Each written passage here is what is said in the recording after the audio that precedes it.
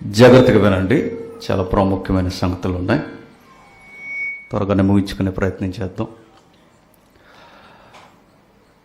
రీసెంట్గా మన సంఘ సభ్యులు ప్రసాద్ బాబాయ్ వాళ్ళ బాబాయ్ గారు తన కాలాన్ని ముగించుకొని ఆయన వెళ్ళిపోయారు. నిజానికి రేపు రావాలి, బిజీ సెమినార్ వాతావరణం ఉండడం వలన రావచ్చు రాకపోవచ్చు. అందుకే ఈ మనిషి జీవితంలో ముగింపును గురించి ముందుగానే ఇక్కడ మాట్లాడాలని అనుకుంటున్నాను. చాలా విలువైన సంగతులు ఒకసారి చూద్దాం. హెబ్రీయులకు రాసిన పత్రిక అపోస్తుడైన పౌలు హెబ్రీ సంఘానికి రాసిన పత్రిక 11వ అధ్యాయం 21వ వచనం నుండి, విశ్వాసమును బట్టి యాకోబు అవసాన కాలమందు యోసేపు కుమారులలో ఒక్కొక్కరిని ఆశీర్వదించి తన చేతికర్ర మొదల మీద ఆనుకొని దేవునికి నమస్కారము చేశాను. ఇదే ఆలోచించవలసిన ఈరోజు మన సందర్భం.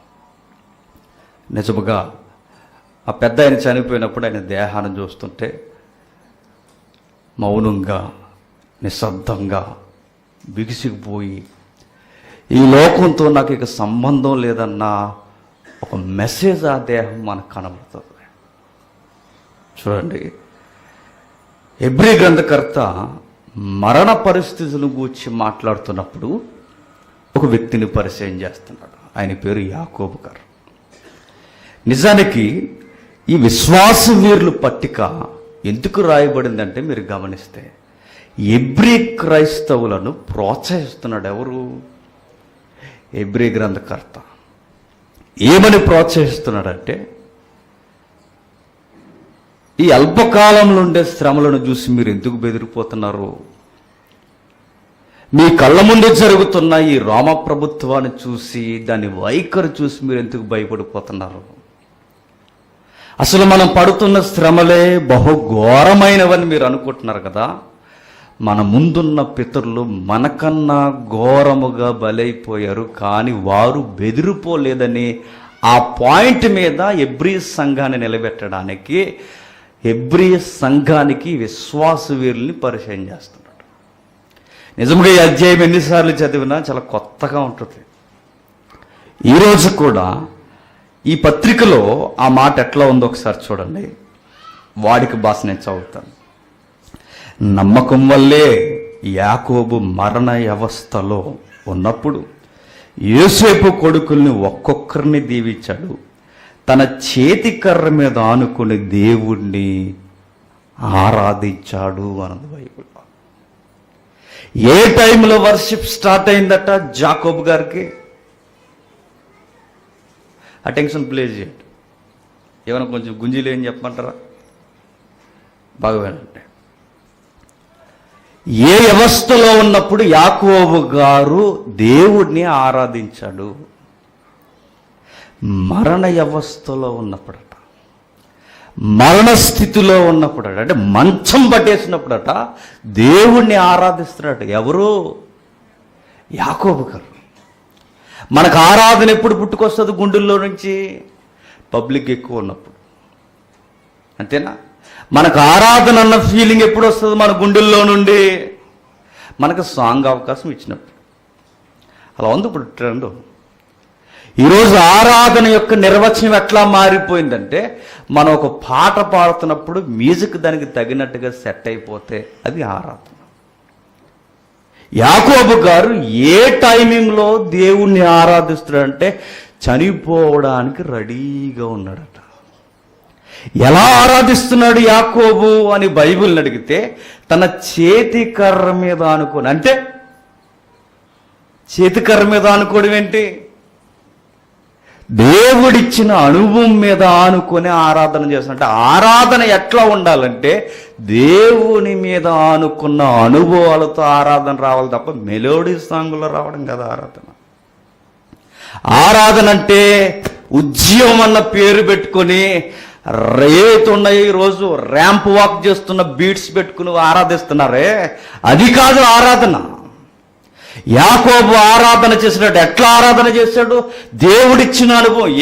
ఏం అనుభవం ఇచ్చాడు? తన ఆహాన్ని కొట్టాడు దేవుడు, తన ఎక్స్పీరియన్స్ని కొట్టిపాడేశాడు దేవుడు. ఏదైతే మానవునికి బలమో ఆ తుంటి ఎముక ఎర్రగొట్టాడు దేవుడు. నేనన్నది చచ్చిపోయింది, నా మీద ఆనుకునే పరిస్థితి పోయింది. దేవుడిచ్చిన అనుభవం మీద నేను ఆనుకుంటానన్న ఒక అనుభవం ఉంది. ఎవరికి? యాకోబుకి. సౌండ్ ఇది వస్తుంది. ఏదైతే ఆ భయంకరమైన పరిస్థితి వచ్చిందో అది భయంకరమైన పరిస్థితి అని మనం అనుకుంటాం, కానీ యాకోబుకి అది ఆరాధన గుర్తట. ఏది? కాలు ఎర్రగొట్టించుకోడు. ఎప్పుడైతే ఆయన కాలు ఎర్రగొట్టబడిందో చేతి కర్ర మీద ఆనుకొని, ఆది కాండంలో అయితే ఆ కర్రను మరి కళ్ళ ముందు పెట్టుకున్నాడు ఏంటో కానీ ఆ మంచం మీద ఆయన అలా పరుండిపోయి మంచం మీదే దేవునికి ఆరాధన చేశాడట. నిజంగా ఆయన మజిలీ ఎంత బాగుందో చూడండి, ఆయన ప్రయాణం ఎంత బాగుందో చూడండి. నిజముగా యాకోబు జీవితంలో ప్రతి ఈవెంట్ ఒక వండర్గా ఉంటుంది. చూద్దాం ఒకసారి ఇంకా ఏం జరుగుతుందో. ఆది కాండపు ప్రస్తావన ఒకసారి మనం బయలుదేరుతాం. ఆది కాండం 49వ అధ్యాయం. ఆది కాండం 49వ అధ్యాయం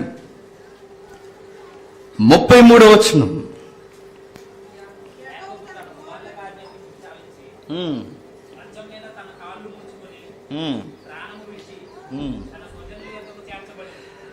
మరొకసారి ఒకసారి చదువు. యాకోబు తన కుమారులకు ఆజ్ఞాపించుట చాలించి మంచం మీద తన కాళ్ళు ముడుచుకొని ప్రాణము విడిచి తన స్వజనుల యొద్దకు చేర్చబడెను. ఎలా ఉందో చూడండి అన్నమాట, ఎంత బాగుందో చూడండి. యాకోబు తన కుమారులకు ఆజ్ఞాపించుట చాలించిన తర్వాత, అంటే 49వ అధ్యాయం అంతా ఏం జరుగుద్దంటే, ఇమేజ్ ప్లే వద్దా? కష్టమా? ఏం జరిగిందో చూడండి. 49వ అధ్యాయం అంతా కొడుకులందరినీ కళ్ళ ముందు పెట్టుకుని అందరినీ దీవించాడు. ఒరే పెద్దోడా, నువ్వు ఇలా తప్పు చేసావురా, నీ తప్పుకు తగినట్టుగానే నీ జీవన శైలి కూడా భవిష్యత్తులో ఉండబోతుంది. పెద్దోడు ఎవరు? రూబెన్. ఏం చేశాడు? ఘోరమైన కార్యం చేశాడు. ఏ ఘోరమైన కార్యం ఆయన చేశాడో మనకు తెలుసు. ఏం చేశాడు? తల్లి వరుస అయిన దానితో అక్రమ సంబంధం పెట్టుకున్నాడు. తన తండ్రి మంచం ఇక్కడ ఎవరు? రూబెన్. ఒరే ఎందుకురా నువ్వు ఇట్లా చేసావు? అవసాన కాలం మందు యాకోబు కొడుకులు చేసిన పనిని, వారి చేసిన పనులకు తగ్గట్టుగా మీ భవిష్యత్తు ఎలా ఉండబోతుందన్న సంగతి కూడా చెప్పాడు. ఎవరికి? కొడుకులందరికీ. ఏదైతే విషయం ముగిసిపోయిందో, కొడుకులందరినీ దీవించిన తర్వాత ఒక వీడుకోలు బ్లెస్సింగ్స్ ఇస్తున్నాడు అందరికీ. ఇక నేను వెళ్తున్నాను రా అని.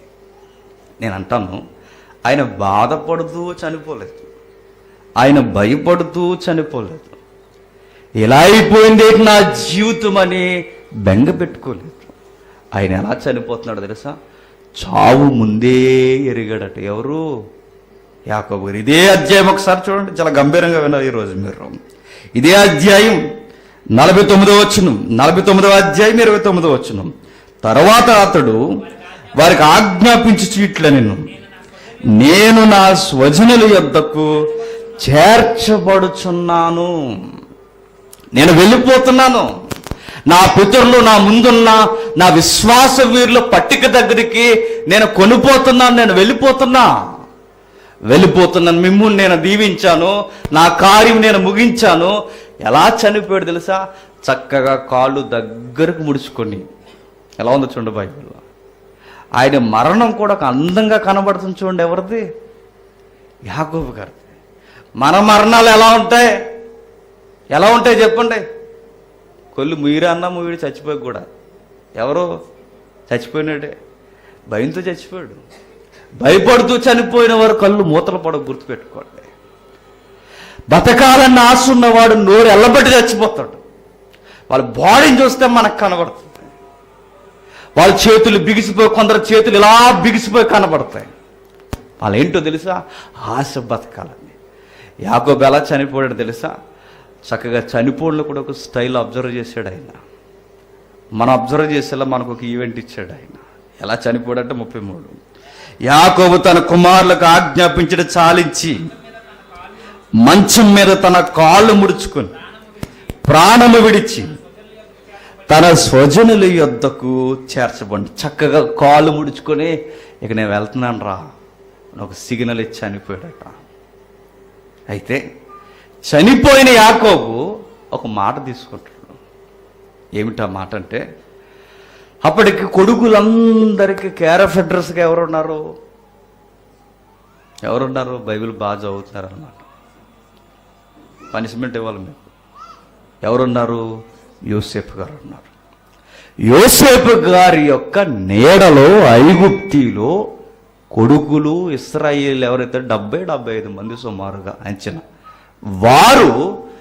వారి యొక్క నీడలో బ్రతుకుతున్నారు. ఈ ఇంచుమించు మనం ఒక మాట అనొచ్చు, ఐగుప్తి యొక్క సింహాసనపు నీడలో ఉన్నారు. ఎవరు? ఇశ్రాయేలు యొక్క కుమారులు, ఇశ్రాయేలీలు. గమ్మత్తు ఏంటంటే 33లో ఆయన చావును గురించి ప్రస్తావిస్తూ 50లోకి వచ్చేసరికి యాకోబు అనడు. ఇశ్రాయేలు మరణించినప్పుడు చూసారా, ఆయన చనిపోయాక స్టేట్మెంట్ ఏమిస్తున్నారంటే, ఆయన మరణిస్తున్నప్పుడు దేవుని కుమారుడుగా మరణిస్తున్నాడు. ఎవరు? యాకోబు గారు. చూడండి, ఆయన ప్రారంభపు స్థితి బాగాలేదని మనం చదువుకుంటాం, మధ్యలో మోసాలు చేశాడని చదువుకుంటాం, దెబ్బతిన్నాడని చదువుకుంటాం. నది దాటిన తర్వాత ఆయన వైఖరి మారిపోయిన దానికి పెట్టబడిన పేరేంటంటే, ఇక నుండి నీ పేరు యాకోబు కాదు, ఇశ్రాయేలే. నువ్వు దేవుని చేత ఏర్పాటు చేయబడిన కుమారుడు అని ఎప్పుడైతే ఆ నామకరణం అనుభవం నుండి పొందుకున్నాడో, ఆ అనుభవం ప్రతిరోజు అని కనబడుతుంది. ఆ అనుభవం మీద ఆనుకుంటున్నాడు, చేతి కర్ర మీద. ఆ అనుభవం మీద ఆనుకున్నంత కాలం ఆయన ఎలా ముగించాడయ్యా జీవితం అంటే, యాకోబుగా చనిపోలేదట, మరి ఇశ్రాయేలుగా చనిపోయాడట. చనిపోతున్నప్పుడు ఒక మాట తీసుకున్నాడు. ఎవరి దగ్గర? యోసేపు దగ్గర. రే కొడక, నీకు ఒక మాట చెప్తా, నేను ఎలాగ చనిపోతాను, మీ అందరూ వింటున్నారుగా, మీ అందరికీ చెబుతున్నా, నేను ఎలాగ చనిపోతా. చనిపోయిన తర్వాత నా ఎముకలు మాత్రం ఇక్కడ ఉంచుకున్నాడు. ఎక్కడ? ఈజిప్ట్లో ఉండడానికి వీల్లేదు. నా ఎముకలు ఐగుప్తి ప్రాంతంలో ఉండడానికి వీల్లేదు. నా ఎముకల్ని ఎక్కడికి తీసుకెళ్తారంటే, నా పితరుడైన అబ్రహాం, నా పితరుడైన ఇస్సాకు, నా పితరుడికి భార్య లేదా నా తల్లి, నా పితరురాలైన ఇస్సాకు ఎవరైతే ఉన్నారో వాళ్ళున్న స్థలము దగ్గరికి నా దేహాన్ని తీసుకెళ్ళిపోండి. నిజానికి చాలాసార్లు చదువుకుంటాం, కానీ ఏదో మూఢనమ్మకం ఏదో ఉందంటట్టుగా చదువుకుంటాం మనం. ఎక్కడికి పెడితే ఏముందని ఒక భారీ డైలాగ్ చెప్తాం, కానీ వాళ్ళు అలా చెప్పలేదట. ఎవరు? యాకోబు కానీ, ఇస్సాకు కానీ, అబ్రహాము కానీ, ఆ తర్వాత రాబోతున్న జోసెఫ్, యోసేపు కానీ, మా దేహాలు ఈజిప్ట్లో ఉండడానికి వీల్లేదు. ఎక్కడ ఉండాలి అంటే, ఇదిగో ఆ దేవుడు ఏర్పాటు చేసిన దేశంలోనే ఉండాలి. ఈ కథ అంతా ఇప్పుడు మనకు తెలియాలి. చూద్దాం ఒకసారి అసలు ఏం జరుగుతుందో. 50వ అధ్యాయం మొదటి వచ్చుంటే, యోసేపు తన తండ్రి ముఖం మీద పడి అతను గూర్చి ఏడ్చి అతన్ని ముద్దు పెట్టుకొనెను. తర్వాత యోసేపు సుగంధ ద్రవ్యములతో తన తండ్రి శవము సిద్ధపరచవలనని తన దాసులైన వైద్యులకు ఆజ్ఞాపించెను. గనుక ఆ వైద్యులు యాకోబుని కదట, మరి ఇశ్రాయేలును సుగంధ ద్రవ్యములతో సిద్ధపరచారు. ఆ సీన్ మీకు అర్థమవుతుందో లేదో, కనబడుతుంది ఏమన్నా? మీరు జాగ్రత్తగా చూడండి. ఈ తెల్లి ఎక్కడ దొరికింది? బాగా వాలిపోయి కనబడుతుంది. సరే, ఒకసారి చూడండి. ఆ సీన్లోకి మీరు వెళ్ళగలిగితే చివరిగా ఇక వీడుకోలు సమయంలో యోసేపు తన తండ్రికి ముందు పెట్టాడట. నిజానికి పెద్ద కొడుకు వల్ల బాధ ఉన్నా కానీ ఈ చిన్న కొడుకు వల్ల మాత్రం ఆనందం ఉంది. ఎవరికి? యాకోబు గారికి. నిజానికి కొడుకులు ఎలా ఉండాలంటే తల్లిదండ్రులు ఈ లోకాన్ని విడిచి వెళ్ళిపోతున్నప్పుడు మన పట్ల బాధతో చచ్చిపోకూడదు. ఎప్పుడు గుర్తుపెట్టుకోండి, వాళ్ళు వెళ్ళిపోతున్నప్పుడు ఆనందంగా వెళ్ళిపోవాలి. వాళ్ళ జీవితాన్ని ముగించుకుని వెళ్ళిపోతున్నప్పుడు నా జీవితం ఎలా అయిపోయింది ఏంటి, నా గుండెల్లో బాధ పెట్టుకొని చనిపోయారో నేను చెప్తున్నాను. వాళ్ళ కొడుకులుగా పుట్టి మనం ఫెయిల్ అయిపోయాం. అలా చేయకూడదు. పెద్దవారు ఈ లోకాన్ని వదిలి వెళ్ళిపోతున్నప్పుడు మీరు గుర్తుపెట్టుకోండి, ఎవరైనా మీ ఇంట్లో ఎవరైనా వృద్ధులు ఉంటే, పెద్దవారు ఉంటే, మీరు ఎప్పుడు ఒక విషయాన్ని మదిలో తిప్పుకుంటే, ఎప్పుడు జ్ఞాపకం చేసుకోండి. ఆ మాట ఏంటో చెప్పనా, ఇక నా ముందు కళ్ళ ముందు ఉండేది కొద్ది కాలమే, ఉన్నంత కాలం నేను బాగా చూసుకోవాలన్న ఫీలింగ్ ఉంటుంది. కానీ మనకు ఆ ఫీలింగ్ రాదు. ఇది నన్ను చూసింది ఏంటి నేను చూడడానికి, అంత తిరుగుబాటు చూసారా. అలాంటిది వద్దు. మీరు గుర్తుపెట్టుకోండి, ఎవరైనా పెద్దవారు మన పితరులుగా, మనల్ని కన్నారుగా, మనం చూసినా చూడకపోయినా ఇంత ఎత్తుకెదిగంగా మనకేం గుర్తుండాలంటే, వారు ఉన్నంతకాలం కొద్ది కాలం ఏమో మన మధ్య ఉంటారు, ఉన్నంతకాలం ఆనందంగా ఉంచాలన్నా కనీసపు స్వభావం, ఆలోచన యవనస్తులుగా ఆరోగ్యంతో ఉన్న వారికి మనకు అర్థం అవ్వాలి. యోసేపు గారు తన తండ్రిని ఎలా పంపిస్తున్నాడో చూడండి. ఏమని పంపిస్తున్నాడో తెలుసా, తండ్రి నువ్వేం బెంగ పెట్టుకోకు అన్నట్టుగా ఒక ముద్దు ఇస్తున్నాడు చూడండి. ఆయన ముద్దు పెట్టాడట. ముద్దు పెట్టిన తర్వాత చనిపోయాడు ఆయన. ఎప్పుడైతే చనిపోయాడో, చనిపోయిన తర్వాత డాక్టర్లందరినీ పిలిచాడట. ఎవరు? యోసేపు. ఏ డాక్టర్ల వాళ్ళు? రాజమండ్రి డాక్టర్లు కాదు, కాకినాడలో ఉన్నవారు కాదు, లేదా మన ఇండియాలో ఉన్న డాక్టర్లు కాదు.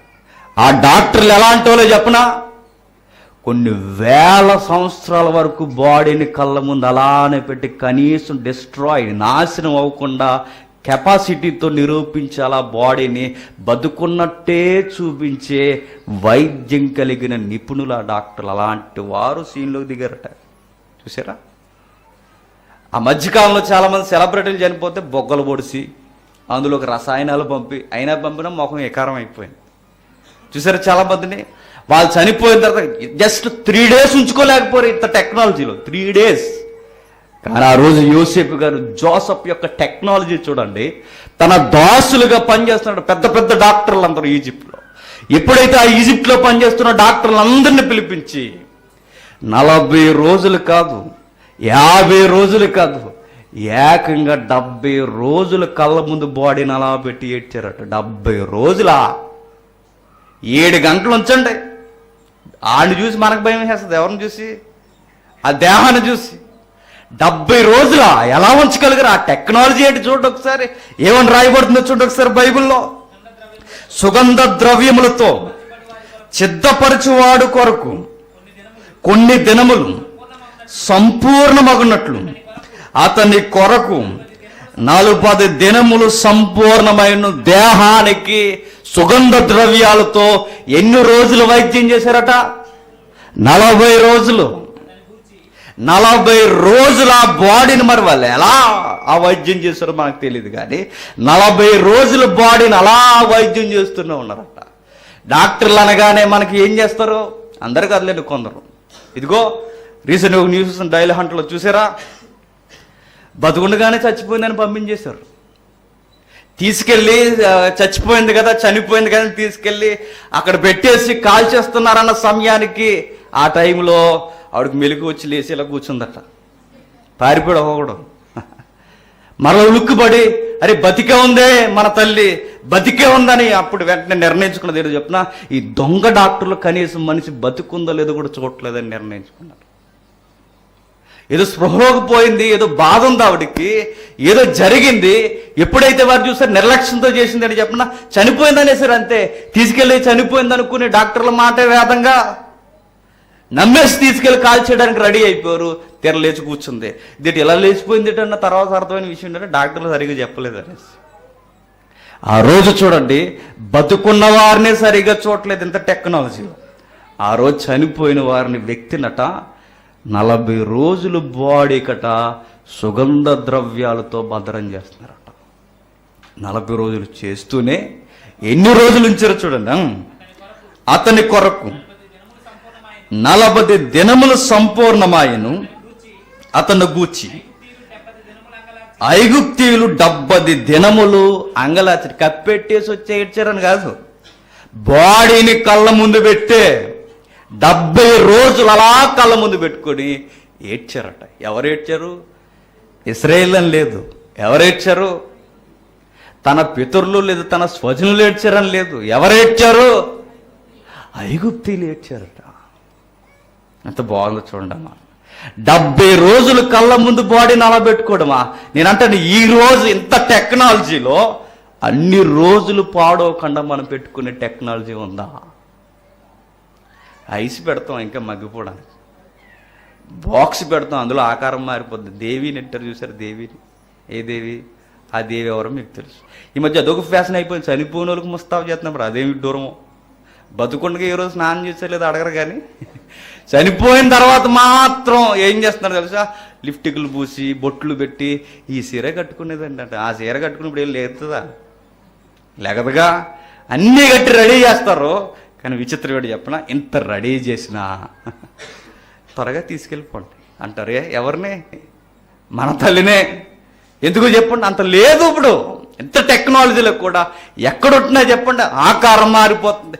70 రోజులు బాడీని అలా ఉంచగలిగారంటే ఏంటబ్బా టెక్నాలజీ. ఐగుప్తి అలా కళ్ళ ముందు పెట్టుకుని ఏడుస్తున్నప్పుడు 70 రోజుల తర్వాత యోసేపు లెగిసి ఫరో ఇంటి వారితో మాట్లాడి, మీ కటాక్షం నా మీద ఉన్న ఎడల మీరు అనుగ్రహించి నా మనవి ఫరో చెవిన వేసి నా తండ్రి చేత నా చేత ప్రమాణము చేయించి, ఇదిగో నేను చనిపోచున్నాను, కనానులో నా నిమిత్తము సమాధి త్రవ్వించితి కదా, అందులోనే నన్ను పాతి పెట్టవలనని చెప్పాను. కాబట్టి సెలవైతే నేను అక్కడికి వెళ్ళి నా తండ్రిని పాతిపెట్టి మరలా వచ్చుదనని చెప్పుడనెను. అందుకు ఫరో, అతడు నీ చేత చేయించిన ప్రమాణం చొప్పున వెళ్ళి నీ తండ్రిని పాతి పెట్టుమని సెలవిచ్చింది. ఏం జరుగుతుందో చూడండి. 70 రోజుల తర్వాత పర్మిషన్ తీసుకుంటున్నాడు. ఎవరు? యోసేపు గారు. ఏమనంటే, మా తండ్రి బతుకుండా ఒక మాట తీసుకున్నాడండి. ఏమిటా మాట చెప్పను? రే, ప్రపంచ సమాధుల్లో ప్రసిద్ధిగాంచిన సమాధులు ఈజిప్ట్ సమాధులు నీకు తెలుసు, నాకు తెలుసు. నీవు విషయం గుర్తుపెట్టుకో, నా సమాధి లేదా నా దేహం ఇక్కడ ఉండడానికి వీల్లేదు. నాకు మాట, నా తొడ కింద చేతి పెట్టి మాట అన్నాడు. తొడ కింద చేతి పెట్టడం అంటే కల్దీలకి లేదా ఇజ్రాయేల్కి మధ్య ఆసియాలో మన చేతిలో చెయ్యేసి ఎలా అయితే శబ్దం చేస్తామో, ఒట్టేసి చెబుతున్నా అంటాం చూసారా, ఆ ఒట్టికి సింబాలిక్ ఏంటి? చేతిలో చెయ్యి. వారికి సింబాలిక్ మరీ గంభీరమైనది ఏంటంటే తొడ కింద చేతి పెట్టి మాట తీసుకుంటారు అన్నమాట. తొడ కింద చేతి పెట్టి కొడుకు దగ్గర మాట తీసుకున్నాడు. ఇదిగో నేను చనిపోయిన తర్వాత నా దేహాన్ని నా పితరులున్న సమాధుల స్థలానికి తీసుకెళ్ళిపో. నేను ఖచ్చితంగా వెళ్ళిపోతున్నానని నాకు అర్థమవుతుంది. చనిపోతున్నప్పుడు నేను బాధపడలేదు. నా ఆశ ఏంటో చెప్పనా? నేను వెళ్ళిపోయిన తర్వాత నా దేహాన్ని మాత్రం ఇక్కడ ఉంచకండి. నీకు ఏమర్థమవుతుందో కానీ పరిశుద్ధుల యొక్క ప్రవర్తన దేహం మీద ఎందుకంత గురి పెడుతున్నారు అన్నది మనకు అర్థం. పరిశుద్ధుల యొక్క వారి వైఖరి, భక్తుల యొక్క వైఖరి దేహం పట్ల ఆ స్థలంలోనే ఉండాలన్న ఈ ఆతృత వాళ్ళు ఎందుకు పడుతున్నారు అంటే, మరణం చివరి మజిలీ కాదు అని చెబుతున్నారు. ఎవరు? బైబిల్ భక్తులు. మనం చివరి మజిలీ అనుకుంటాం కనుక భయపడిపోతాం, కళ్ళు పెద్దవి చేసేస్తాం, నోరు ఆవగించేస్తాం, చేతులు బిగించేసుకుంటాం. నాకు బతకాలుందండి డాక్టర్ గారని వాడి చేతులు కాళ్ళు కలిగి పట్టేసుకుని నన్ను బతికించండి, ఎంత డబ్బు అయిపోయినా పర్వాలేదని బతిములాడుకుంటాం. కానీ విశ్వాసి పరిశుద్ధుడైన వాడు దేవుడు కుమారుడు. త్వరగా వెళ్ళిపోతున్నాను కానీ మరలా వస్తాను, దీన్ని మాత్రం జాగ్రత్తగా చూడండి అని వీడుకోలు చెప్పి వెళ్తారట. ఎవరు? విశ్వాసి. వెళ్ళిపోతున్న నేను మరలా వస్తానన్న సంకేతం వాళ్ళకి తెలుసా అంటే ఎస్, వాళ్ళకి తెలుసు. ఎవరికి? విశ్వాసులకి తెలుసు. వాళ్ళు ఎందుకు భద్రం చేయమంటున్నారు? వస్తామన్న ఆశ వారి గుండెల్లో ఉంది. వస్తామన్న నిరీక్షణ వారి గుండెల్లో ఉంది. ఆ భద్రం చేసేది ఐగుప్తిలో ఉండడానికి వీళ్ళది. ఐగుప్తి సమాధులు సమాజానికి వింతవచ్చు, కానీ దేవుని దృష్టిలో మా సమాధులు ఆయన ఏర్పాటు చేసిన స్థలంలోనే ఉంటాయి. ఎంత బాగా చూడండి. నిజంగా ఎబ్రీ గ్రంథకర్త ఏమంటాడు ఒకసారి చూద్దాం, మరలా ఇక్కడికి వద్దాం ఒకసారి. 10వ అధ్యాయం, ఎబ్రీలకు రాసిన పత్రిక 10వ అధ్యాయం 39వ వచనం. ఎబ్రీలకు రాసిన పత్రిక 10వ అధ్యాయం 39వ వచనం. మనం నశించుటకు వెనుక తీయవారము కాము గాని ఆత్మను రక్షించుకొనుటకు విశ్వాసము కలిగిన వారమై ఉన్నాం. ఏమని మాట్లాడుతున్నాడు చూసారా? మనం నశించిపోయేవారం కాదు, నశించిపోవడానికి ఈ మార్గంలోకి రాలేదు. మీరు ఏమి చూసి భయపడిపోతున్నారు? మన పితరులను ఒక్కసారి చూడండి. యాకోబు చనిపోతున్నప్పుడు సంగమా, ఎబ్రీ సంగమా, నీకు గుర్తుందో లేదో, ఆయన చనిపోతున్నప్పుడు కూడా ఆనందంగా ఆరాధన చేస్తూ చనిపోయాడు. ఆయన చనిపోతున్నప్పుడు ఒక మాట అన్నాడు, ఎబ్రీ సంగమా, నీకు గుర్తుందో లేదో, నా ఎముకల్ని భద్రం చేయమన్నాడు. అంటే ఈ శ్రమలు ఇదే చివరైతే, ఇదే ముగింపు అయితే మీరు శ్రమలు చూసి బాధపడండి. మరణమే ముగింపు కాదన్నప్పుడు, మరణమే చివరి దశ కాదన్నప్పుడు, సంగమా నువ్వేం చూసి భయపడుతున్నావు అని అడుగుతున్నాడు. ఎవరు? హెబ్రీ గ్రంథం. అదే ఆ సారం. అది ఆయన అడుగుతున్నది ఏంటో చూడండి. ఎందుకు ఆ వ్యక్తుల్ని పరిచయం చేస్తున్నాడు? ఎందుకు విశ్వాస వీరుల యొక్క వైఖరిని ఆయన పరిచయం చేస్తున్నాడు అంటే, మొదటి శతాబ్దంలో ఒక ఆట ఆడుకున్నారు క్రైస్తవ్యాన్ని. ఎవరు? రోమ ప్రభుత్వం. వారిని చూసి మీరు భయపడకండి, మన పితరులను చూడండి. ఇంత సాక్షి సమూహం మన కళ్ళ ముందు ఉన్నప్పుడు వారి ప్రవర్తన మీరు గమనించట్లేదా? యాకోబుని పరిచయం చేస్తూ, యాకోబు గారు ఎలా చనిపోయారు? ఆయన చనిపోతున్నప్పుడు యాకోబులా చనిపోలేదట, మరి ఇశ్రాయేలులా చనిపోయాడట. చనిపోతున్నప్పుడు కొడుకు దగ్గర మాట తీసుకున్నాడట, అరే నన్ను తీసుకెళ్ళండి రా జాగ్రత్తగా. గమ్మత్తు ఏంటి చెప్పనా? మనం చనిపోయామనుకోండి, మన బంధువులు వస్తారు. మనం చనిపోయామనుకోండి, గట్టిగా మాట్లాడితే మన ఈది నెంబర్లు వస్తారు. మనం చనిపోయామనుకోండి, ఇంకా ఆ కాస్త మంచి గుడ్ విల్ ఉంటే మన ఊర్లో సగం మంది రావచ్చు. గమ్మత్తు ఏంటో చెప్పనా? ఐగుప్తి యొక్క అధికారం అంతా కదిలిందంటే ఎవరు వెనకాల? యాకోబు వెనక, క్షమించండి, ఇశ్రాయేలు వెనక. చూద్దామా ఎంత బాగుంటుంది చూడండి ఒకసారి. ఆదికాండం 50వ అధ్యాయం, ఆదికాండం 50వ అధ్యాయం 7వ వచనం నుండి. కాబట్టి యోసేపు తన తండ్రిని పాతిపెట్టుటకు పోయెను, అతనితో ఫరో ఇంటి పెద్దలైన అతని సేవకులందరూ, ఐగుప్తి దేశపు పెద్దలందరూ, యోసేపు ఇంటి వారందరూ, అతని సహోదరులను, అతని తండ్రి ఇంటి వారును వెళ్ళిరి. వారు తమ పిల్లలను, తమ గొర్రెల మందలను, తన పశువులను మాత్రం గోషేను దేశంలో విడిచిపెట్టరి. మరియు రథములను, రౌతులను అతనితో వెళ్ళినందున ఆ సమూహము బహు విస్తారమాయను. ఆ రోజు ఎలా ఉందో చెప్పండి? యాకోబు మరణం పండగలా ఉందట. ఎవరికి? సమాజానికి, చూస్తున్న వారికి. ఐగుప్తిలో కూడా ఎలా ఉందంటే ఏదో పండగ వాతావరణం జరుగుతున్నట్టుగా అధికారులు, సామంతులు అందరూ కదిలిపోతున్నారట. రథాలు, రౌతులు అన్ని కదిలిపోతున్నాడు. ఎక్కడికంటే దేశం యొక్క సంస్కృతిని, దేశం యొక్క అధికారాన్ని చూపించడానికి కాదు, మరి యాకోబుకి వేడుకలు చెబుతున్నారట. దేశం గణతంత్ర దినోత్సవంలో ఘనత చాటుకుంటారు చూసారా? చుట్టూ ఒక రౌండ్ వేస్తారు. మా దగ్గర పిరంగులు ఉన్నాయి, మా దగ్గర సైనికులు ఉన్నారు, మా దగ్గర నేవీ ఉంది, మా దగ్గర ఈ బాంబ్స్ ఉన్నాయి, మా దగ్గర రకరకాలు ఉన్నాయని ఎర్రకోట దగ్గర జెండా ఎగరేసినప్పుడు మొత్తం చూపిస్తుంటారు. అలా ఉందట వాతావరణం. ఎవరికి? ఐగుప్తు యొక్క అధికారం చూపించుకోవడం కాదట ఇక్కడ, మరి యాకోబు యొక్క మంచితనానికి సింహాసనం మీద ఉన్న అధికారులు కూడా కదిలిపోయి ఆయన వెనక్కి వచ్చేసారట. ఎంత బాగా చనిపోయాడంటే గుర్తుపెట్టుకోండి. మన పుట్టుకలో బాగుండకపోవచ్చు, మనం ఎదిగినప్పుడు బాగుండకపోవచ్చు, కానీ చనిపోయేటప్పుడు మాత్రం మన వెనక అనేక మంది వచ్చేలా మంచి పేరుతో చనిపోవాలట. అలా ఏమైనా ఉన్నామా? అందరం శత్రువులు చేసుకుని చచ్చిపోతున్నామా? చనిపోయే ముందు మీరు గుర్తుపెట్టుకోండి, సింహాసనాలే కదిలిపోయాట. మీకు ఈ సందర్భంలో ఒక మాట గుర్తు వస్తుందో లేదో, ప్రసంగి అంటాడు ఏమని, సుగంధ ద్రవ్యముల కంటే మంచి పేరు మేలట. యాకోబు జీవితంలో ఆ యొక్క కొటేషన్ లేదా ఆ స్టేట్మెంట్ వర్తిస్తుంది చూడండి. ఏమని వర్తిస్తుంది? ఆయన బ్రతుకున్నప్పుడు తడబడి ఉండొచ్చు, ఆయన జీవితంలో మోసాలు ఉండొచ్చు, నది దాటిన తర్వాత అనగా దేవుళ్ళలోకి వచ్చిన తర్వాత మరలా మరణంలోకి పోయేంత వరకు ఇశ్రాయేలుగానే చనిపోయాడట. ఇశ్రాయేలుగానే కన్నుమూసాడు. దేవుని కుమారులుగా దేవుడిచ్చిన అనుభవాల్లో మనం మరణం ముగిస్తే నిజముగా ఈ లోకానికి కూడా మనం మరణం ఎలా ఉంటుందో చెప్పిన పరిమళ వాసనగా ఉంటుందట. కానీ మనం చనిపోయాక ఏమనుకుంటారు తెలుసా? దరిద్రం వదిలిపోయింది ఇటు చనిపోయి అనుకుంటారు కదా. మనం చనిపోయాక ఎలా అనుకోకూడదు, ఎవరు గుర్తుపెట్టుకోండి. అంత గమ్మత్తు అని చెప్పిన, నిజంగా మనం మంచిగా లేకపోతే మనం చనిపోతే బాగా హ్యాపీ ఫీల్ అయిపోతే ఎవరు చెప్పండి జిగిపెట్టిది మన ఆవిడే ఫీల్ అవుతుంది, పైకి ఏడుస్తుంది, కానీ ఎక్కడో మనసులో ఆనందం ఆవిడకి. దరిద్రం వదిలిపోయింది పళ్ళకపోతుందని ఈడుతా అనుకుంటుంది ఎవరు గుర్తుపెట్టుకోండి.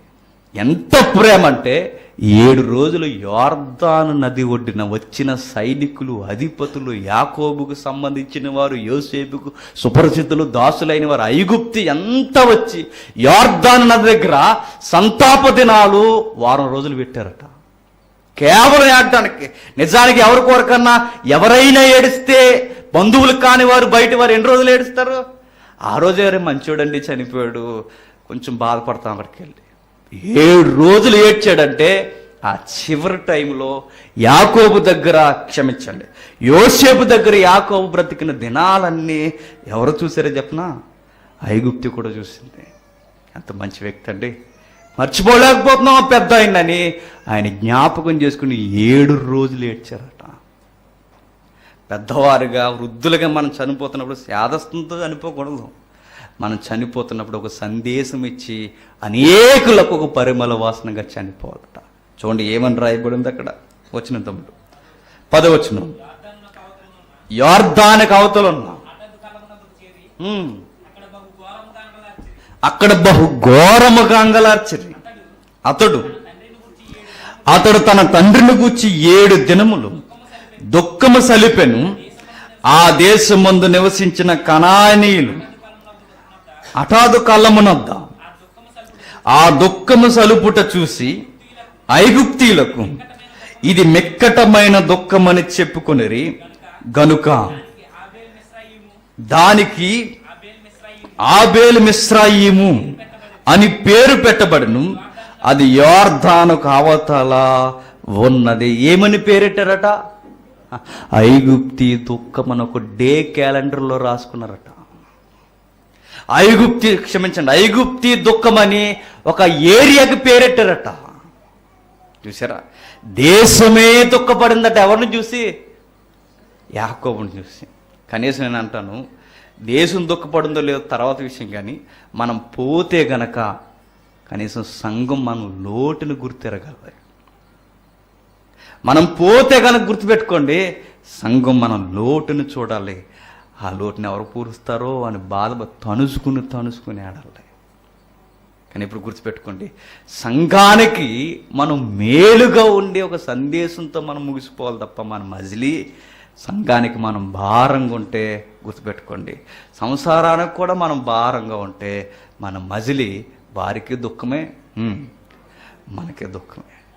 చనిపోతున్నప్పుడు ఎలా చనిపోతున్నాడు యాకోబు? చాలా హ్యాపీగా, ఇదిగో చనిపోతున్నాను, జాగ్రత్తగా ఉండండి రా, వరే పెద్దోడా నీ వైఖరి మార్చుకో, వరే చిన్నోడా నువ్వు జాగ్రత్తగా ఉండు, యోసేపు కొడుకులారా మీరు కూడా బ్లెస్ చేయబడుతున్నారు, జాగ్రత్తగా ఉండండి, అందరూ బాగుండండి రా, నేను వెళ్తున్నా అని వెళ్ళిపోతూ కాలు ముడుచుకొని యోసేపుకు ఒక ముద్దిచ్చి ఇద్దరు చనిపోయాడట. ఆయన అలా చనిపోయిన తర్వాత దేశమంతా ఈ ప్రేమ కుటుంబాన్ని చూసేసరికి కదిలిపోయి ఏడ్చేశారట.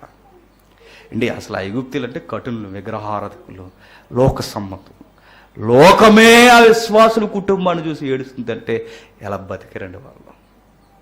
అలా బతికే ప్రయత్నం చేద్దాం కుటుంబాలుగా, నలుగురికి మంచి చేసే ప్రయత్నం చేద్దాం కుటుంబంగా, క్రైస్తవులుగా ఎవ్వరికి విరోధం లేకుండా మన పట్ల అనేక మంది ప్రేమ కలిగి జీవించాలి, వాళ్ళ మధ్య మనం జీవించాలి. యాకోబు చనిపోతూ కోరినట్టుగానే ఏం చేస్తున్నాడు చూడండి కొడుకు. అతడు కుమారులు తన విషయమై అతడు వారికి ఆజ్ఞాపించినట్లు చేసిరి. అతని కుమారులు కానాను దేశమునకు అతని శవమును తీసుకొని పోయి మప్ఫేల పొలమునందున్న గృహలో పాతిపెట్టిరి. దానిని ఆ పొలమును అబ్రహాము తనకు శ్మశానము కొరకు స్వాస్థ్యముగా ఉండి నిమిత్తము మమ్రే ఎదుట ఇత్రీయుడైన ఎప్రోని యుద్ధ కొనెను. ఎప్పుడు కొన్నాడు అబ్రహాము గారట ఈ భూమి? బైబిల్లో ఏమని ఉంటుందంటే, నా భార్య శారమ్మ నా కాళ్ళ దగ్గరే చనిపోయింది అంటుంది.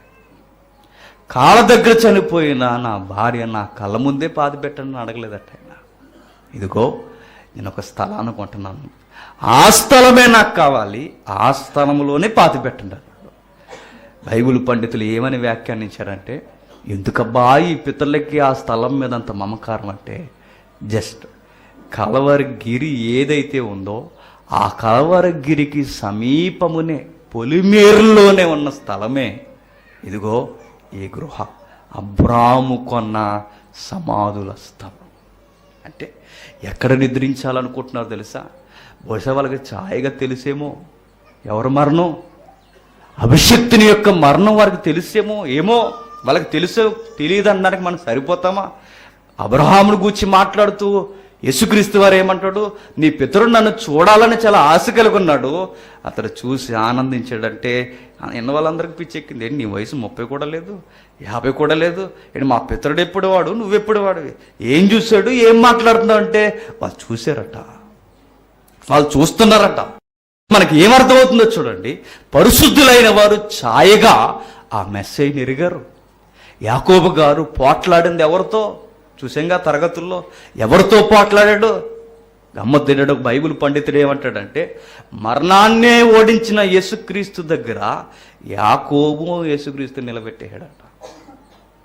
చూసారా, మరణాన్నే ఓడించిన వాడిని యేసుక్రీస్తుని బలవంతంగా పట్టుకున్నాడట యాకోబు. నన్ను బ్లెస్ చేయవా, దయచేసి నన్ను వదిలి వెళ్ళొద్దు అంటే, యేసుక్రీస్తు వాడు కూర్చున్న పురాతనమైన అనుభవాలు పురాతనమైన పురుషులకి ఉన్నాయి. ఒకవేళ అది కాకపోతే వాళ్ళు ఎక్కడ ఉండాలనుకున్నారు చెప్పనా? ఐగుప్తిలో ఉండాలనుకోలే. వాళ్ళు ఎక్కడ ఉండాలనుకున్నారంటే దేవుడు ఏర్పాటు చేసిన స్థలంలోనే. ఎందుకు దేవుడు ఏర్పాటు చేసిన స్థలంలోనే ఉండాలనుకున్నారంటే, అది దేవుని యొక్క బలిపీఠాలున్న సన్నిధి. ఆ సన్నిధిలోనే మేము ముగిసిపోవాలి, ఆ సన్నిధిలోనే మేము పాతి పెట్టబడాలి. గమనికేంటంటే, యేసుక్రీస్తు వారు రక్తం శిలల గుండా కారిపోయినప్పుడు భూకంపం వచ్చిందట. భూకంపం వచ్చిన రోజు పరిశుద్ధుల శరీరములు అనేకమైనవి లేచాయి. నేను అంటాను, పరిశుద్ధుల శరీరాలు అంటే ఆ జోన్లో ఎవరి ఉండాలి చెప్పండి? వీళ్ళు ఉన్నాయని నేను కన్ఫర్మ్ చేయట్లేదు కానీ, వీరు లేచారని కన్ఫర్మ్ చేయట్లేదు కానీ, పరిశుద్ధుల శరీరాలు లేచాయంటే ఎవరు పరిశుద్ధులు? ఏ కొలతతో పరిశుద్ధులు? ధర్మశాస్త్రపు పరిశుద్ధులా, లేదా మెస్సేని ఎరిగి దేవునికి ఇష్టానుసారంగా బ్రతికి చనిపోయిన పరిశుద్ధులా?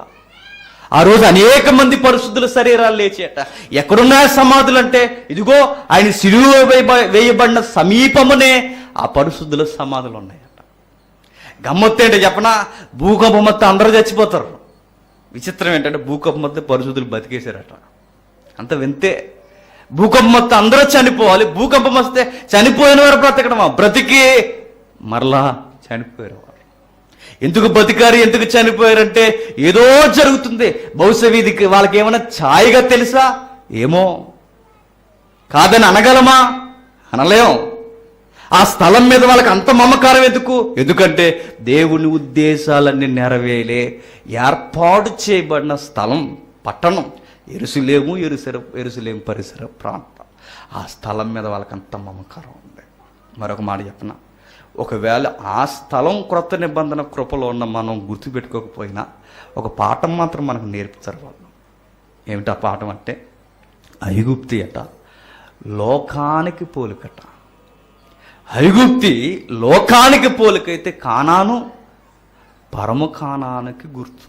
అంటే వాళ్ళ దేహాలు ఎక్కడుండాలని ఇష్టపడతాడు చెప్పిన, మా చావు, మా దేహం, చివరికి మా ఎముకలు కూడా ఈ లోకంలో విడిచిపెట్టడానికి వీల్లేదు. మా దేహం, మా ఎముకలు, మా శరీరం దేవుని యొక్క సన్నిధిలోనే ఉండాలని కోరుకుంటున్న ఒక పాఠం మనకు నేర్పిస్తున్నారు. చూడండి, ఈరోజు క్రైస్తవ మా విశ్వాసులారా, మనం కూడా కోరుకోవాల్సింది ఏంటి చెప్పిన, ఈ లోకమన్న ఐగుప్తిలో మన దేహం అలా అమాయకంగా ముగిసిపోకూడదు. నా దేహం మరల నిత్యత్వంలో లేవాలి. నా ఎముక కూడా ఈ లోకంలో ఉండిపోవడానికి వీలు. నా ప్రభు సన్నిధిలో ఉండిపోవాలి. యాకోబు గారి యొక్క ఉద్దేశాలు ఏమై ఉన్నావో లేదో మనకు తర్వాత విషయం, కానీ ఆయన ఉద్దేశాలు క్రొత్త నిబంధన క్రైస్తవులుగా మనకు నేర్పుతున్నవే. మన ఎముకలు ఎక్కడ ఉండాలయ్యా అంటే మనం నేర్చుకోవాల్సిన పాఠం ఏంటో చెప్పిన, నా దేహం ఎక్కడ ముగియాలంటే దేవుని సన్నిధిలోనే ముగిసిపోవాలి. వారి దేహాలు ఎక్కడ పాతి పెట్టబడ్డా చెప్పిన, కలవరి శిలువ అంటే కలవరి పాదాల దగ్గర పాతపడ్డాయి. వారి దేహాలు ఎక్కడ కప్పెట్టబడ్డాయంటే ప్రభు సిలువేయబడిన స్థలము లేదా ఆ ప్రదేశంలో వారి దేహాలు పాతి పెట్టబడితే, ఈరోజు మనం ఎలా చనిపోవాలి చెప్పినా, సిలువు దగ్గరే చనిపోవాలి. సిలువు దగ్గర చనిపోవాలంటే యెరూషలేము వెళ్ళిపోవడం అని కాదు. సిలువు దగ్గర చనిపోవడం అంటే మన విశ్వాసులమైన దగ్గర నుండి ప్రతి దినము సిలువెత్తుకోవాలి, సిలువు దగ్గరే చనిపోవాలి. అలా ముగించేసాడట. అదే వైఖరిని, అదే స్వభావాన్ని మరలా పుణుకుపుచ్చుకున్నవాడు యోసేపు. యోసేపు కూడా చనిపోతే ఏం మాట్లాడుతున్నాడు చూడండి ఒకసారి. 50వ అధ్యాయం త్వరగా ముగించుకుందాం. 24వ వచనం నుండి, నేను చనిపోచున్నాను, నిశ్చయముగా దేవుడు మిమ్మల్ని చూడవచ్చు. ఇదేంటంటే, ఎన్ని రోజులు బతుకుతాం మనకు తెలుసా? తెలియదు. పరిశుద్ధులైన వారికి ఎలా తెలిసిపోతుంది? వాళ్ళు ఎందుకంటే వాళ్ళు బ్రతుకుతున్నది ఈ లోకంలో బ్రతుకుతున్నారని పేరే, కానీ వాళ్ళు బ్రతుకుతున్నది ఎవరు శ్వాసలో బతుకుతున్నారు? దేవుని యొక్క సహవాసపు శ్వాసలో బతుకుతున్నారు. చూడండి, వాళ్ళకి ఎలా అర్థమైపోతున్నాయి అంటే, ఆ దేవుడు అలాంటి వాడు, ఆయన ముందే తెలియజేస్తాడు. యాకోబుకి అర్థమైపోయిందట, నువ్వు చనిపోతున్నావు అని. భక్తులైన వారందరికీ అర్థమైపోతుంది, మేము చనిపోతున్నామని. నిజముగా యోసేపు కూడా ఎలా తెలిసిపోతుందో చూడండి. యోసేపు తన సహోదరులు చూసి, నేను చనిపోవచ్చున్నాను, దేవుడు నిశ్చయముగా మిమ్మల్ని చూడవచ్చు, ఈ దేశములో నుండి తాను అబ్రహాము, ఇస్సాకు, యాకోబులతో ప్రమాణం చేయించిన దేశమునకు మిమ్మల్ని తీసుకుని పోవునని చెప్పెను.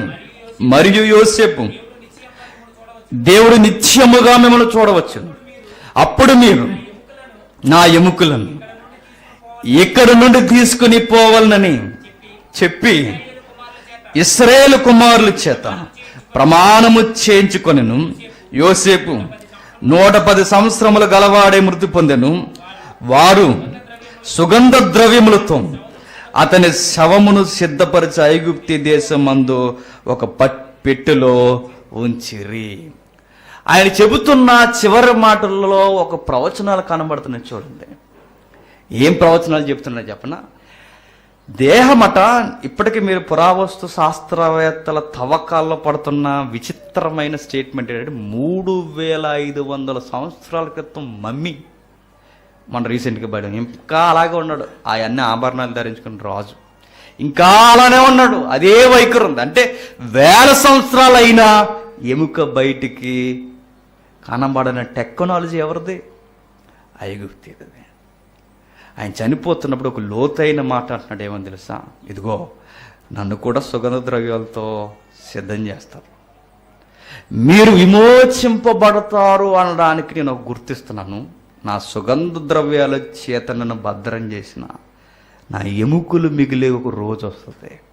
ఆ ఎముకలు మిగలడమే మీ విమోచనకు ఆ ఎముకలు మిగలడమే మీ విమోచనకు ఒక గుర్తన్న ప్రవచనం ఆయన చెప్తున్నాడు. చూడండి, ఎవరు? యోసేపు గారు. అంటే ఆయన మాటల్లో ఏం కనబడుతుందంటే, ఇదిగో ఎముకలు మిగిలే లేదా నా దేహం పూర్తిగా కుసించిపోయే ఒక కాలం వస్తుంది. అంటే అది ఎంత కాలమో అది మీకు గుర్తు. ఒక పెట్టెలో పెట్టబడిన తర్వాత నా ఎముకలు కనబడే రోజులు వస్తే, ఆ రోజు నిశ్చయముగా దేవుడు మిమ్మల్ని ఈ దేశము నుండి తీసుకెళ్ళిపోతాడు. ఆ పదం ఏంటో చెప్పనా? నిశ్చయముగా తీసుకెళ్ళిపోతాడంటే దాని అర్థం ఏంటి? చెప్పనా? సింహాసనం మీద ఆయన కూర్చున్న ఎవరు? యోసేపు గారు. సింహాసనం మీద కూర్చుని ఇన్నేళ్ళు ఐగుప్తిలో బతికిన ఐగుప్తి మీద ప్రేమ పెంచుకోలేదట ఎవరు? యోసేపు గారు. ఆయన ప్రేమంతా ఎక్కడుందో చెప్పనా? ఆ పరిశుద్ధుల సమాధుల స్థలం మీదే ఉంది. చూడండి, నేను అంటాను, ఐగుప్తి దేనికి గుర్తు? లోకానికి గుర్తు. ఈ లోకంలో మనం ఎలాంటి అధికారాలతో బ్రతికినా మనం దేని మీద ప్రేమ పెంచుకోకూడదు? ఈ లోకం మీద పెంచుకోకూడదు. ఈ లోకంలో గొప్ప అధికారంలో ఉన్నాడు యోసేపు, కానీ ఐగుప్తి మీద ప్రేమ పెంచుకోలేదట. అసలు అక్కడ ఉండాలన్న మనసు లేదు. ఆయన పెంచుకున్న ప్రేమ ఏంటి చెప్పిన? ఒరే, నా ఎముక కూడా ఇక్కడ ఉండడానికి వీల్లేదు, నా ఎముకను కూడా తీసుకెళ్ళిపోండి అక్కడికి. ఎక్కడికి? దేవుడున్న స్థలము దగ్గరికి, దేవుని సన్నిధిగా పిలువబడుతున్న ఆ దేశంలోనికి, దేవుని స్థలముగా పిలువబడుతున్న ఆ వాగ్దాన భూభాగం మీద నా మనసు ఉంది తప్ప నేను సింహాసనం మీద కూర్చున్నా నా చావు లేదా నా మనసు ఎక్కడ తిరుగుతుందో చెప్పనా? ఆ దేశం మీద తిరుగుతుంది. దేవుడు నిత్యముగా వస్తాడు, ఖచ్చితంగా వస్తాడు. ఈరోజు మీకు అనుకూల దినాలు, ఒకరోజు మీకు ప్రతికూల దినాలు.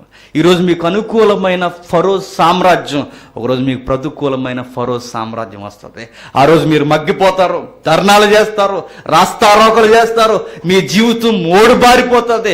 జీవితం ఏంటి ఇలా అయిపోద్దన్న దినాల్లో నిశ్చయముగా దేవుడు మిమ్మల్ని దర్శిస్తాడు. ఆయన దర్శించిన రోజు ఖచ్చితంగా మిమ్మల్ని తీసుకెళ్తారు. ఆ అడావుల్లో పడిన ఎముకలు మర్చిపోకండి చెప్తుండే. ఎంత భవిష్యత్తు అండి ఆయనకి. మీకు స్వతంత్రం వచ్చిందని అడావుళ్ళు ఉండిపోయి నన్ను మర్చిపోకండి. మీరు వెళుతున్న వాగ్దాన భూభాగం మీదే కాదు, మరి నాది కూడా, మనది. అక్కడ తీసుకెళ్ళిపోయి నన్ను అక్కడ పాతిపెట్టండి. స్వతంత్రం వచ్చిందన్న ఊపులో నన్ను మర్చిపోవద్దని అడిగాడు ఎవరు? యాకోబు గారు, యోసేపు గారు.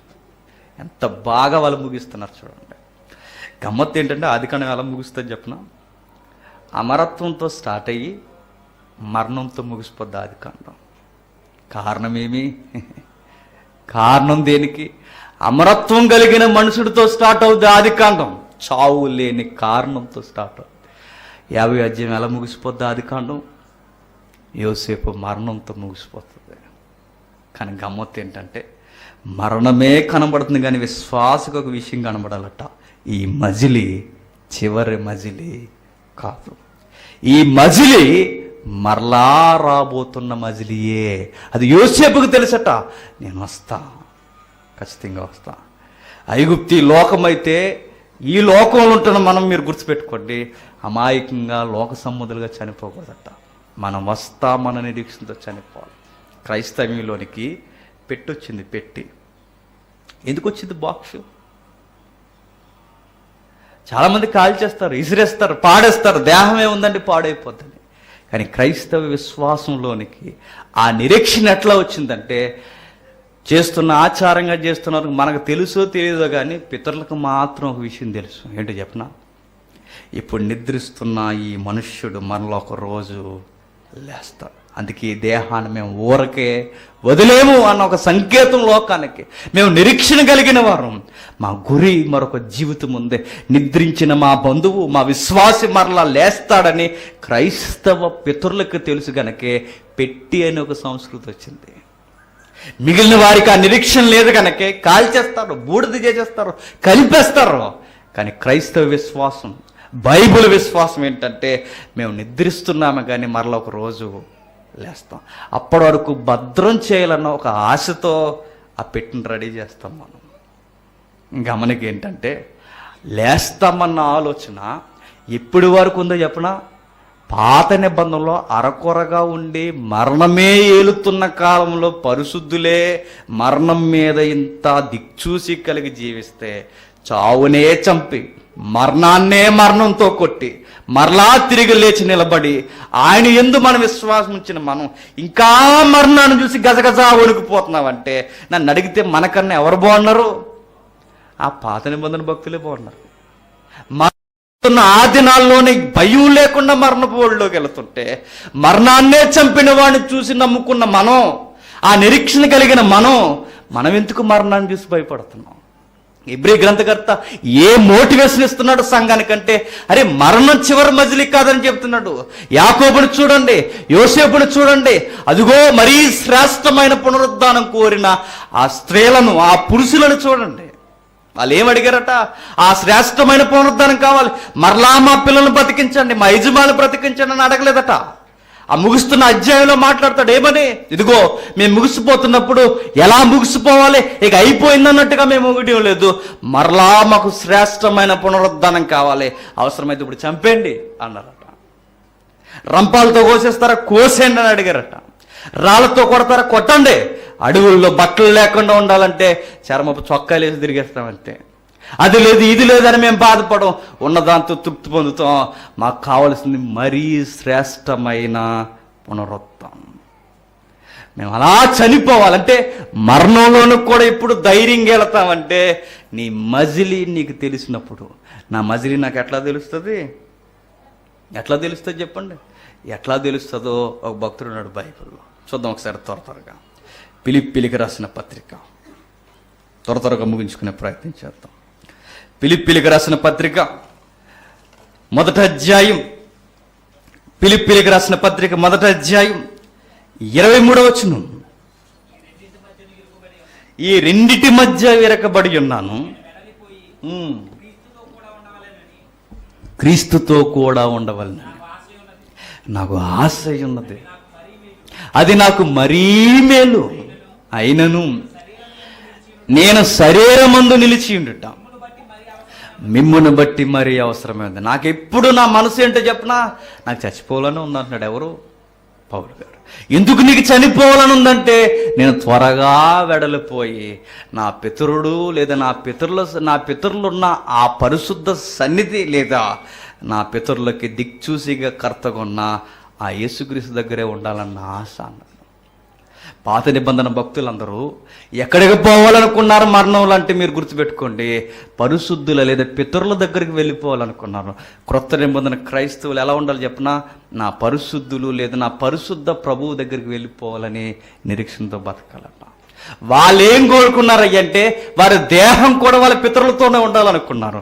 మనమేం కోరుకోవాలి? పౌలు కోరుకున్నట్టుగా త్వరగా వెడలిపోయి ఆయనతో ఆయన వారితో ఉండాలని నా ఆశ అంటున్నాడు ఆయన. నేను బతుకున్నానంటే కారణం ఏంటంటే మీ కొరకే, నిజానికి నాకు బ్రతకాలని లేదు.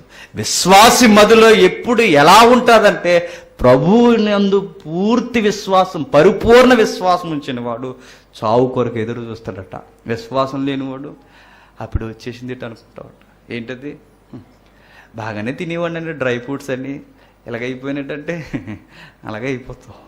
కానీ గుర్తుపెట్టుకో, నిజముగా ప్రభువునందు నిరీక్షించిన వాడు ఆ రోజు ఎప్పుడు వస్తుందా అని ఎదురు చూస్తాం. కానీ మన మజిలీ ఎలా ఉందో చెప్పనా, అందరిని విడిచెల్లలేలన్న బాధ, మనకి ఉండిపోవాలన్న బాధే. ఎంత ఉండిపోదాం అనుకుని ఉండగలమని చెప్పండి? ఉండలేం. ఆవిడ ఏడుస్తుందట. ఎవరు? వాళ్ళ ఆవిడ. మా దేవుడిని ఇక్కడే ఉంచండి అంటదట.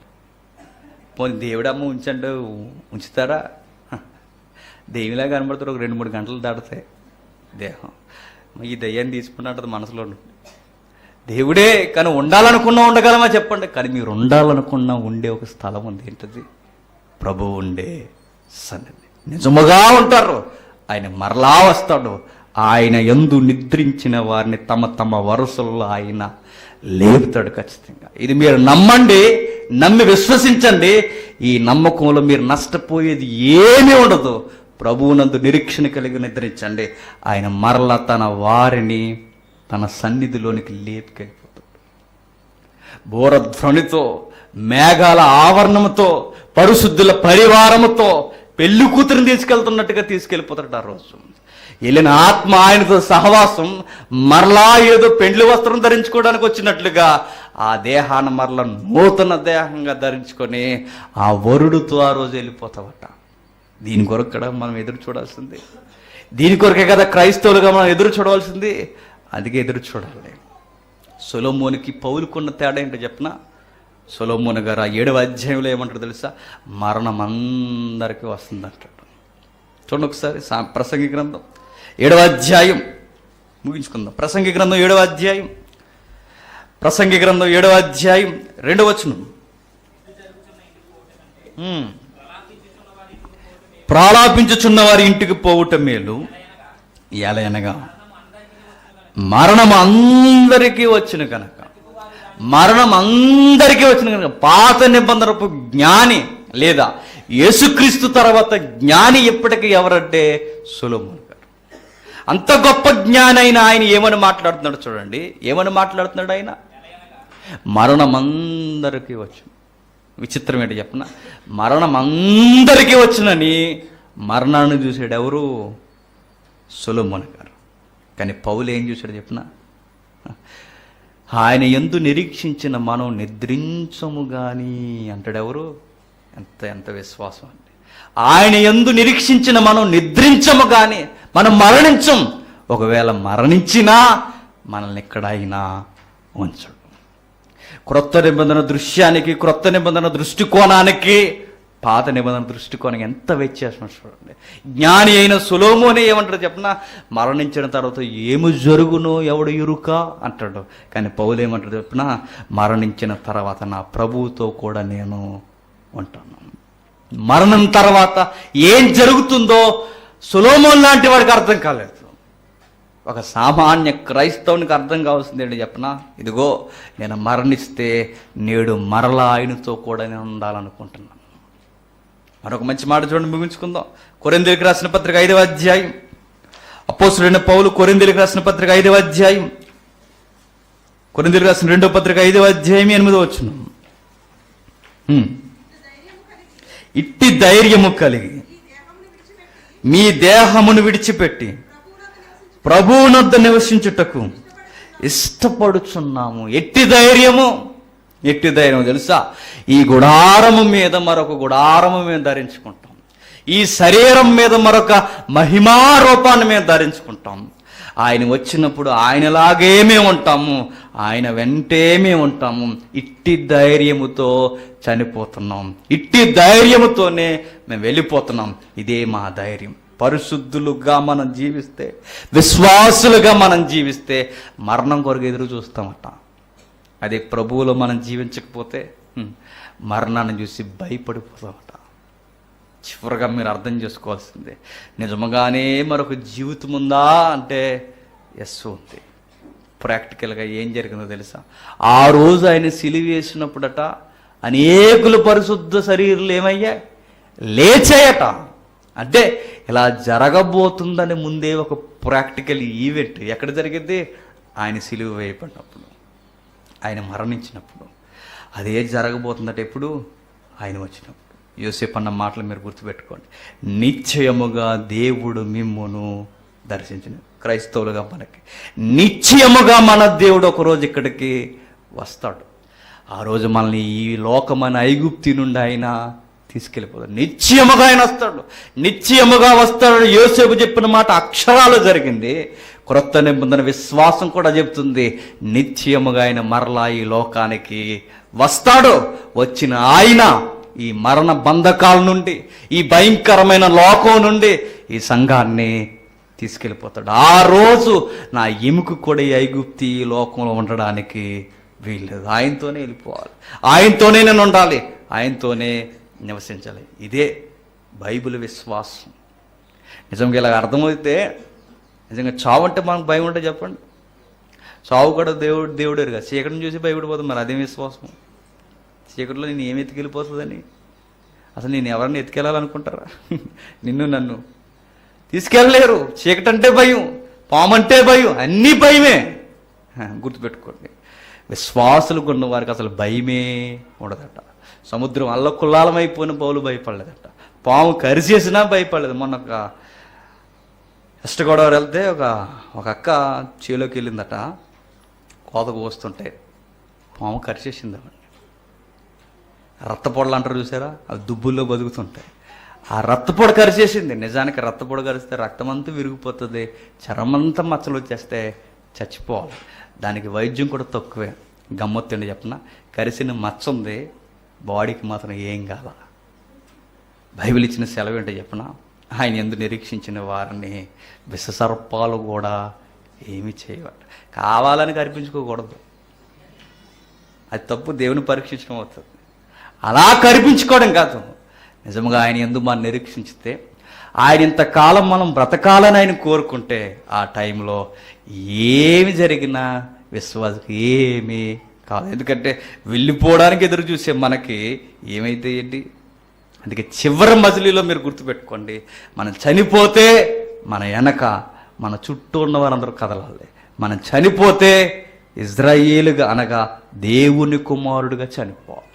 మనం చనిపోతే అందరికీ ఒక సందేశం ఇచ్చి చనిపోవాలి. మనం చనిపోతున్నప్పుడు సుగంధ ద్రవ్యం కన్నా మంచి పేరు సంపాదించి చనిపోవాలి. మనం చనిపోతున్నప్పుడు మన కొడుకులందరికీ ఒక సందేశం ఇచ్చి ఆనందం అనే కళ్ళను చూపిస్తూ చనిపోవాలి. ఇలా చనిపోవాలి. ఇలా ఎవరు చనిపోతారయ్యా అంటే విశ్వాసులు చనిపోతారు. అట్టి మరణం వారికి ధన్యత, మేలు. క్రీస్తునందు నిరీక్షించిన వారు, క్రీస్తునందు నిద్రించిన వారు ధన్యులు. అది ధన్యత. అంటే ధన్యత కలిగి ఉండండి. ఈ క్రొత్త సంవత్సరంలో మీరు ఎదురు చూడాల్సింది చెప్పండి, మరణం కొరకు ఎదురు చూడండి. అప్సరం అంటారా? అప్సరం అంటారులే తర్వాత విషయం, కానీ నేను మాత్రం అంటాను, బైబిల్ టెర్మినాలజీలో ఆమేన్ అనే వారందరూ ధన్యులు. ఆమేన్ అనండి. మన మరణం ప్రభువునందే ముగిసిపోవాలి. మన మరణం ప్రభువునందే దిగిపోవాలి. ఎత్తబడిన ఇత్తనం ఒకరోజు మరలా ఖచ్చితంగా మొలుస్తుంది. అదే బైబిల్ సందేశం, అదే బైబిల్ నిరీక్షణ, అదే విశ్వాసుల యొక్క ఎదురుచూపులు. అలాగే చనిపోతాం. ఆమేనండి. ఏ ఆమేను? క్రొత్త సంవత్సరం నుంచి చావు కొరకు ఎదురు చూడాలి. Praise the lord. ప్రార్థన చేసుకుందాం.